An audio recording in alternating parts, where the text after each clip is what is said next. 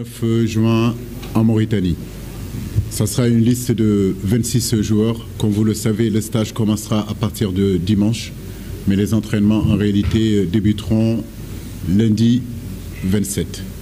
Donc avec Kara, on vous donnera la programmation de ces rencontres. Comme vous le savez, c'est 2 matchs quand même assez importants. On aura besoin aussi d'un peu de confidentialité. Et vous nous excuserez sur la semaine de pouvoir gérer un petit peu les entraînements. On n'ouvrira pas tout, mais en tout cas, on essaiera d'être en collaboration avec vous, comme on l'a toujours fait, pour justement que vous puissiez faire votre travail correctement. Edouard Mendy, Seni Dian, Mori Diao, Abdoulaye Sek, Formose Mendy, Kalilou Koulibaly, Pathé 6, Moussa Niakhaté, Seydou Sanou, Pape Alassane Gueye, Idrissa Gana Gueye, Nampalis Mendy, Abdou Diallo,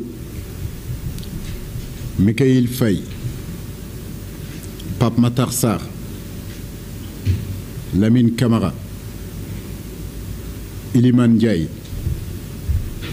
Habib Diarra, John Lopi, Abibou Diallo, Aruna Sangat, Chérif Ndiaye, Sadio Mané, Ismaïla Sarr, Nicolas Jackson, Abdallah Sima.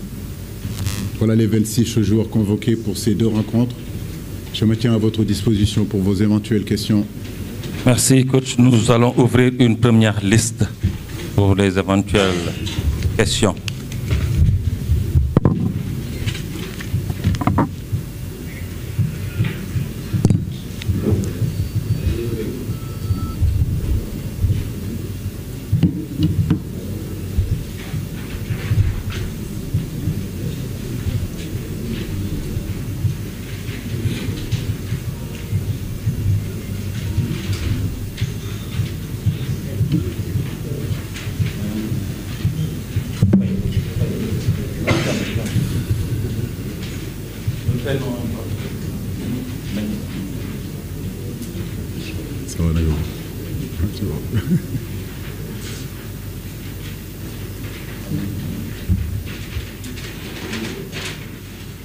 Nous avons 3 intervenants pour l'instant. S'il vous plaît, vous donnez le micro à Marem Ndiaye. Allez, Marem. Bonjour. Bonjour à tous. Bonjour coach. J'aimerais savoir, c'est Mariam Ndiaye du journal Les Échos, la motivation d'appeler Chérif Ndiaye qui va rejoindre la tanière. Merci. Bonjour Mariam. Chérif, pourquoi il est là, c'est du fait qu'il ait fait une très bonne saison, tout simplement. Je pense qu'il a été quand même assez régulier. C'est un garçon qui a marqué pratiquement plus de 20 buts, qui a délivré, je crois, 4 à 5 passes décisives. On le suit depuis longtemps. Il a joué la Champions League. Il n'y avait pas la possibilité de le faire venir, mais aujourd'hui, c'est vrai, avec les méformes et les blessures et certains joueurs qui sont en situation aussi de difficultés dans leur club, je pense qu'aujourd'hui, c'est tout simplement cohérent de le faire venir. C'est un garçon qui a énormément de qualités, qui a une première touche quand même assez intéressante, qui est capable de prendre la profondeur. Techniquement, il est pas mal. Et dans la surface de réparation, il est capable de nous marquer des buts. Donc je pense que le faire venir, c'est juste normal. Voilà. Merci. Au suivant, bonjour tout le monde, merci Kara, c'est Djibril Gaye du quotidien Source-A. Moi j'ai 2 préoccupations. Peut-être la première, vous avez un peu pensé, c'est l'absence de peut-être quelques joueurs qui ont des difficultés en club. Peut-être on peut citer Boulaïdja et Kouyaté. Je voudrais savoir, est-ce qu'il y a eu des échanges entre vous et ces 2 joueurs? La deuxième, ça concerne peut-être, c'est un phénomène qu'on est en train de remarquer, des joueurs sénégalais qui sont en train de changer de nationalité. Le dernier, c'est, comment il s'appelle encore?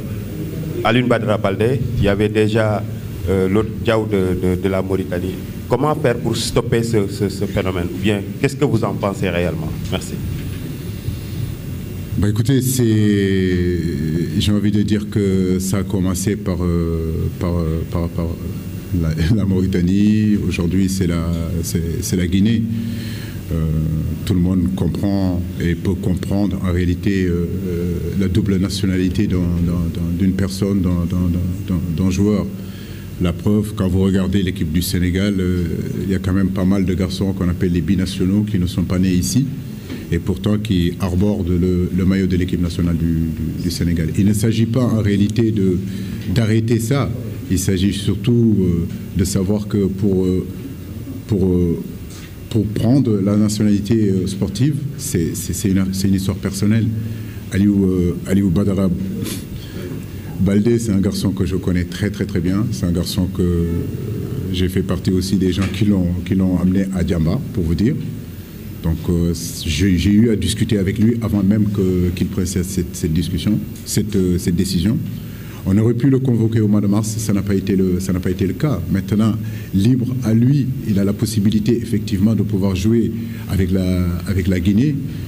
On peut pas lui empêcher. Moi, j'ai déjà parlé avec lui avant qu'il prenne cette décision-là. Il sait que je compte sur lui. Il sait que le Sénégal compte sur lui. Il sait qu'il fait partie de ces jeunes-là aujourd'hui qui sont en train d'arriver. Mais à son poste, il y a de la concurrence aussi. Voilà, donc il faut qu'il soit patient. Maintenant, s'il décide d'aller jouer avec la Guinée, on ne pourra pas le retenir. C'est idem pour Yad, pour